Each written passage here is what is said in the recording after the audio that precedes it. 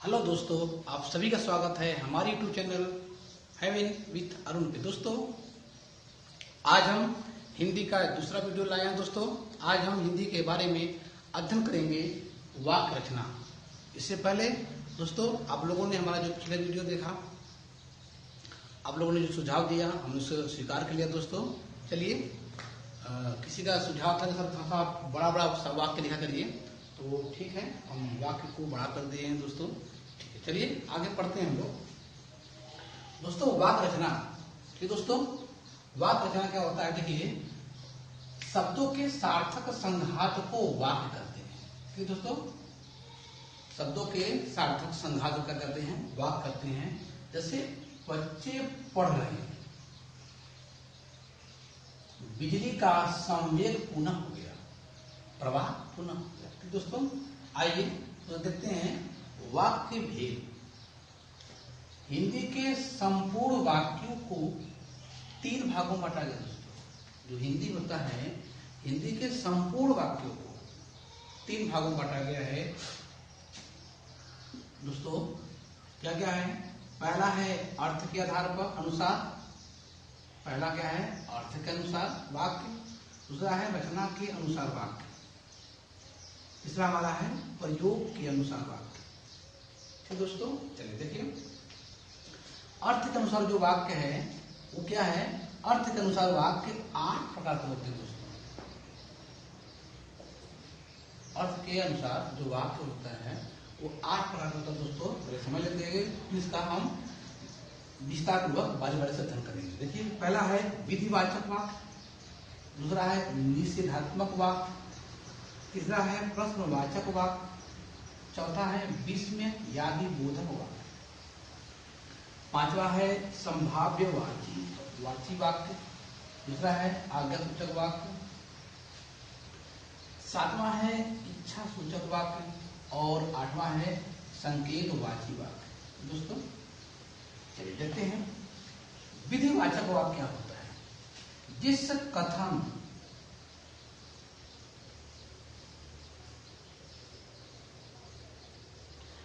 कथन में स्वीकारात्मकता,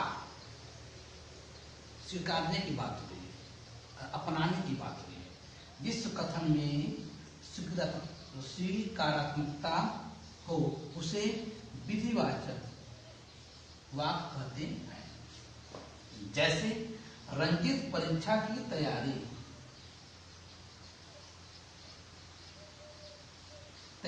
कर रहा है। रंजित जो है वो परीक्षा, मतलब इसने स्वीकार किया है कि रंजित परीक्षा की तैयारी कर रहा है। छात्र खेल की तैयारी कर रहे हैं। तो दोस्तों, ये इस प्रकार के जो वाक्य होते हैं उसे विधिवाचक वाक्य कहते हैं।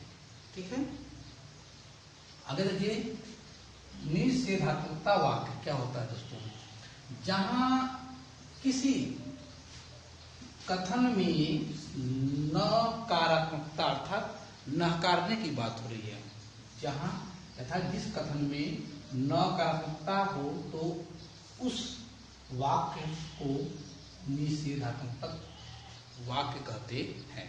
जैसे आजकल कुछ छात्र ठीक से तैयारी नहीं कर रहे हैं। आजकल कुछ जो छात्र वो ठीक से तैयारी नहीं कर रहे हैं, न जाने क्यों ये आज आपका हिंदी नहीं लिख रही है। न जाने क्यों ये आज आपका हिंदी नहीं लिख रही है। तो दोस्तों, इस प्रकार के जो वाक्य होते हैं उसे क्या कहते हैं? निषेधात्मक वाक्य कहते हैं। दोस्तों, ठीक, आगे देखिए नंबर 3, प्रश्नवाचक वाक्य क्या होता है? जहां किसी कथन में प्रश्नवाचक शब्द दिया हो या अथवा करें दोस्तों, अथवा प्रश्नवाचकता का भाव हो प्रश्नवाचक वाक्य कहते हैं। जैसे आप क्या कर रहे हैं? देखे हो, गए हो, सुने हो। ये क्या है? यहाँ पे भाव उत्पन्न हो रहा है इसका प्रश्न का, तो ये क्या हो जाएगा? प्रश्नवाचक वाक्य हो जाएगा। दोस्तों, नोट देख लीजिए यहाँ पे, यदि किसी वाक्य में प्रश्नवाचक शब्द दिया हो परंतु उसमें प्रश्नवाचकता का भाव,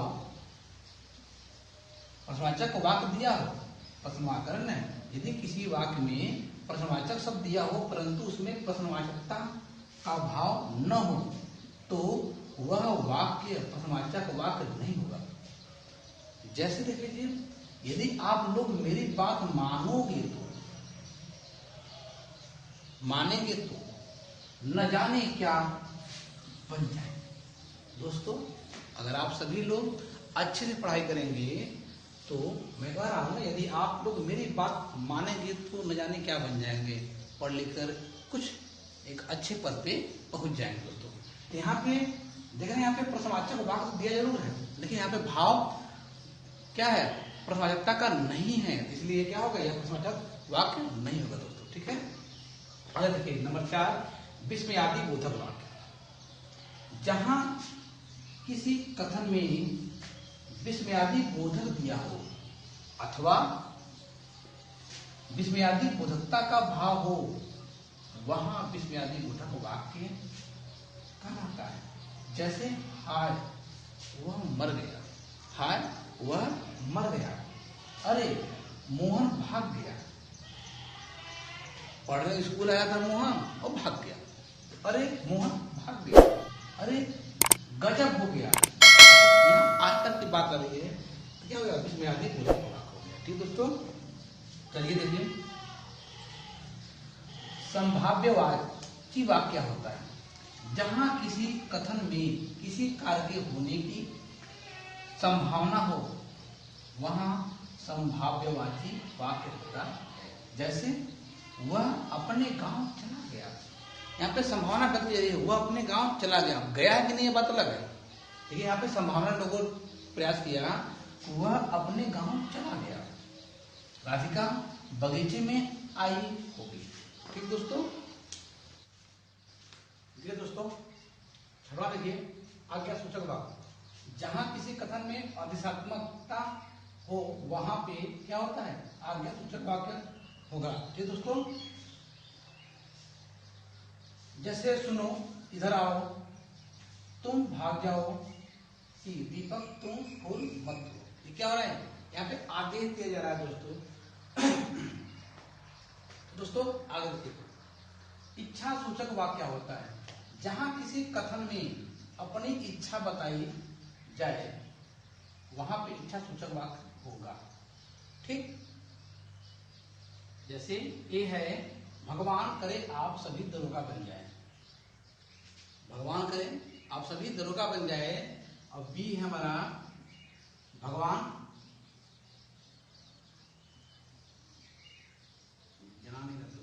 भगवान करे आप सभी डीएम बन जाए। दोस्तों, आप लोगों ने गीत सुना होगा, चलिए सुना देता हूं कि कैसे गीत है सोहर के रूप में कि हमरा बुझाता बबुआ जीएम हुई हन, ओकरा ऊपरा डीएम हुई हो, नाना हिंद के सितारा बबुआ सीएम हुई हन, ओकरे ऊपरा पीएम हुई हो। दोस्तों, यहाँ पे कोई व्यक्ति मतलब जैसे एक गुरु चाहता है कि आप सभी दरोगा बन जाएं, डीएम बन जाए, उससे ऊपर सीएम और डीएम सब बन गए। ठीक है दोस्तों, चलिए देखिए, 8वां है संकेतवाची वाक्य। ठीक, जहां एक कथन पर दूसरा कथन हो वहां संकेतवाची वाक्य होता है। जैसे पिताजी के घर पहुंचते ही मैं खेलने जाऊंगा।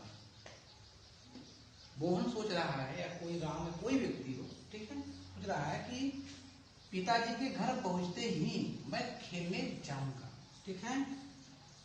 दूसरा है, यदि आप मुझे बुलाए होते तो मैं अवश्य आता। मैं क्या होता, अवश्य आता। ठीक, ये हमारा हो गया अर्थ के आधार पर वाक्य। ठीक है। दूसरा हमारा है रचना के अनुसार वाक्य। ठीक है, रचना के अनुसार जो वाक्य होते हैं वो भी 3 वाक्य होते हैं। देखिए, पहला है सरल वाक्य, दूसरा है संयुक्त वाक्य, तीसरा है मिश्रित वाक्य। जिस वाक्य में एक उद्देश्य का होता है कर्ता, अंग्रेजी बोलते हैं सब्जेक्ट, ठीक। जिस वाक्य में एक कर्ता अर्थात एक उद्देश्य और एक विधेय मतलब ऑब्जेक्ट होता है, ठीक है। विधेय हो अथवा एक से अधिक उद्देश्य अर्थात एक से अधिक कर्ता हो और एक विधेय होता है, वहां सरल वाक्य होता है। जैसे मैं स्कूल जा रहा था, तो यहाँ पे जो मैं है, ठीक है, वह उद्देश्य है। क्या है? उद्देश्य अर्थात वह करता है, ठीक है, वह क्या है? करता है।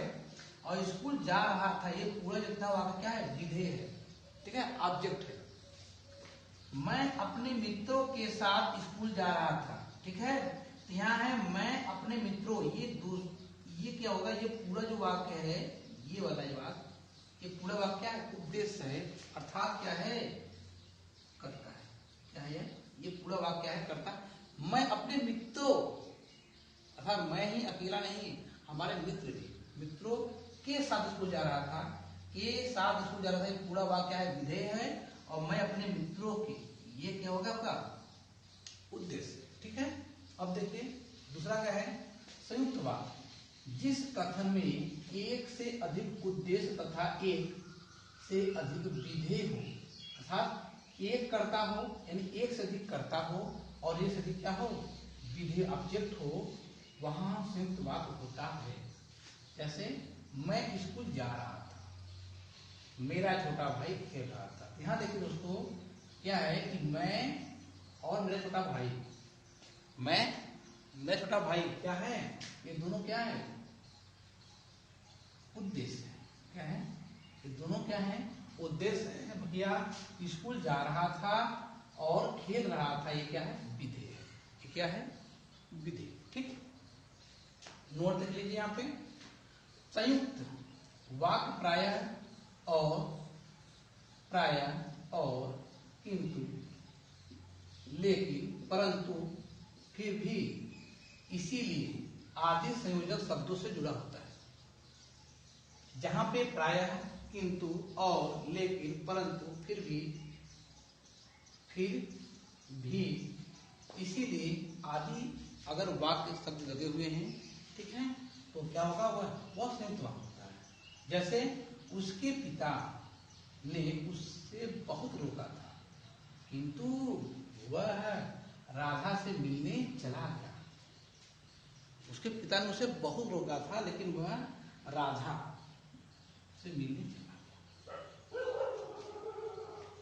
राकेश की मां ने उसे बहुत रोका था, राकेश की मां ने उसे बहुत रोका था, परंतु वह चांदनी से मिलने चला गया। उसकी मां ने उसे बहुत रोका, राकेश की मां ने, लेकिन वह चांदनी से मिलने चला गया, ठीक। अगर देखिए नंबर 3, मिश्रित वाक्य। जहां कथन में एक उद्देश्य और उससे संबंधित कई विधेय हो, एक उद्देश्य हो और उससे संबंधित कई क्या हो? ऑब्जेक्ट हो, वहां मिश्रित वाक्य होता है। जैसे ही बरसात हुई मेढक बोलने लगे। जैसे ही बरसात हुई मेढक बोलने लगे। जैसे ही, ये देखिए, ये पहला हमारा उदाहरण है। दूसरा वाक्य क्या है? दूसरा उदाहरण है, जैसे ही बादल दिखा। जैसे ही बादल दिखा मोर नाचने लगे, ठीक। तो हमारा ये हो गया रचना के अनुसार वाक्य के 3 भेद है, वो भी मालूम हो गया हमारा दोस्तों। अब तीसरा बचा है प्रयोग के अनुसार वाक्य। तो प्रयोग के अनुसार वाक्य 3 होते हैं। पहला होता है कर्तृवाच्य, कर्ता प्रधान हो, जिस वाक्य में कर्ता प्रधान हो। दूसरा है कर्मवाच्य, अर्थात जिस वाक्य में कर्म प्रधान हो। तीसरा है भाववाच्य, अर्थात जिस वाक्य में भाव प्रधान हो, ठीक।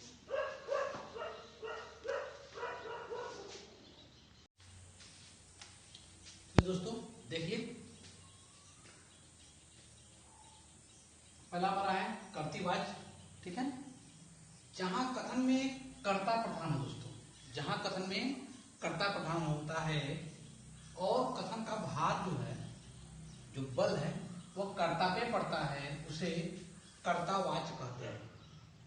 ठीक, जैसे अध्यापक हिंदी पढ़ा रहा है, जैसे मैं ही हूं गया, अध्यापक क्या है, हिंदी पढ़ा रहा है।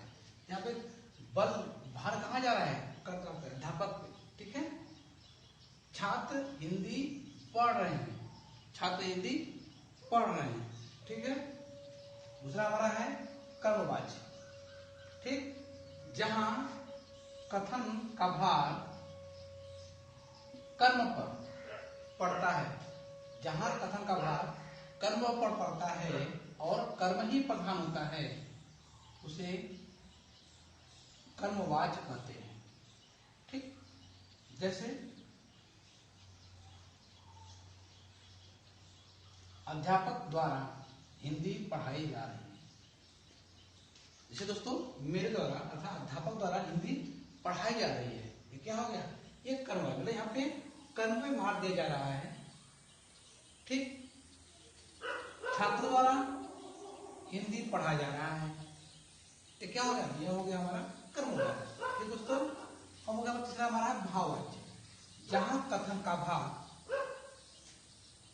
क्रिया पर पड़े और क्रिया ही कथन में मुख्य भूमिका निभाए, वहां भाव वाच्य होता है। अर्थात जहां कथन का भार क्रिया पर और क्रिया ही कथन में मुख्य भूमिका निभाए, ठीक है, वहां क्या है, भाव वाच्य होता है। तो बताओ दोस्तों, नोट देख लीजिए, यहाँ पे कराए भाववाच्य प्रायः नकारात्मक होता है। भाववाच्य क्या होता है, प्रायः नकारात्मक होता है और अकर्मक क्रिया से युक्त होती है। अकर्मक क्रिया से क्या होती है, युक्त होती है। दोस्तों इसको आगे हम पढ़ाएंगे। ठीक है, जैसे मेरे पिताजी से नहीं दौड़ा जाता है, मेरे पिताजी से नहीं दौड़ा जाता है। दोस्तों क्या यहाँ पे, यहाँ भावना क्या आ रही है, पिताजी से दौड़ा क्या है, नहीं जा रहा है, यहाँ क्रिया है क्या है, मुख्य भूमिका निभा रही है दोस्तों। और जो पिताजी है वृद्ध हो गए हैं या किसी कारणवश क्या है, वो दौड़ नहीं पा रहे हैं। ठीक है दोस्तों, मेरी माता, मेरी माता जी से नहीं देखा जाता, मेरी माता जी से नहीं देखा जाता। दोस्तों ये क्या है हमारा, यहाँ पे क्या है, ये है भाववाची। तो दोस्तों चलिए आगे देखिए। दोस्तों ये है शब्दरूप। दोस्तों इसको अंग्रेजी बोलते हैं पार्ट ऑफ स्पीच। ठीक है, तो इसके 8 भेद दोस्तों होते हैं। तो क्या होते हैं, 8 प्रकार, अर्थात 8 भेद होते हैं दोस्तों। ठीक है, पहला हमारा है संज्ञा। ठीक है, अर्थात संसार के सभी वस्तुओं का नाम क्या है, संज्ञा होता है। ठीक है दोस्तों, सर्वनाम जो संज्ञा के बदले प्रयोग किया जाता है। विशेषण जो किसी की विशेषता बताए, वो काला है, वो गोरा है। ठीक है, क्रिया जो कार्य या जो काम होता है या जो कार्य किया जाता है उसको क्रिया बोलते हैं। विशेषण जो क्रिया की विशेषता बताए उसे क्या बोलते हैं, क्रिया विशेषण। फिर हमारा क्या, छठवां है संबंधसूचक अव्यय, 7वां है संयोजक अव्यय और 8वां क्या है, विस्मयादि बोधक। तो दोस्तों ये हमारा हो गया, आज का वीडियो खत्म हो गया दोस्तों। ठीक, तो आप सभी से मैं उम्मीद करता हूं दोस्तों कि हमारे द्वारा पढ़ाया गया वीडियो आप सभी को अच्छा लगा होगा दोस्तों। और आप सभी लोग हमारे वीडियो को पूर्णतः देखकर दोस्तों इसमें कमेंट करके में अवश्य बताएं कि इसमें अभी क्या सुधार करना है, क्या बदलाव करना है दोस्तों। ठीक है, और हमारे वीडियो को मेरा नम्र निवेदन है दोस्तों कि अधिक से अधिक जो यूपी बोर्ड के बच्चे पढ़ने वाले हैं, सीबीएसई बोर्ड वाले बच्चे हैं, इसके साथ साथ जितने भी लोग यूपी पुलिस, बिहार पुलिस की तैयारी करने वाले हैं, उन सभी के पास हमारा वीडियो अधिक से अधिक शेयर करें दोस्तों। और उन सभी से बोले हमारे चैनल को सब्सक्राइब कर लें, हैवेन विथ अरुण नाम के दोस्तों। और दोस्तों आप सभी लोग लिंक मत भेजिए दोस्तों, उनसे बोलिएगा कि सर्च बार में जाकर आप डालिए यूट्यूब में हैवेन विथ अरुण दोस्तों, और वहाँ पे सब्सक्राइब करें दोस्तों। और बिल जो घंटी है आइकन घंटी उसे बजा दें दोस्तों, और सारे वीडियो को देखें दोस्तों।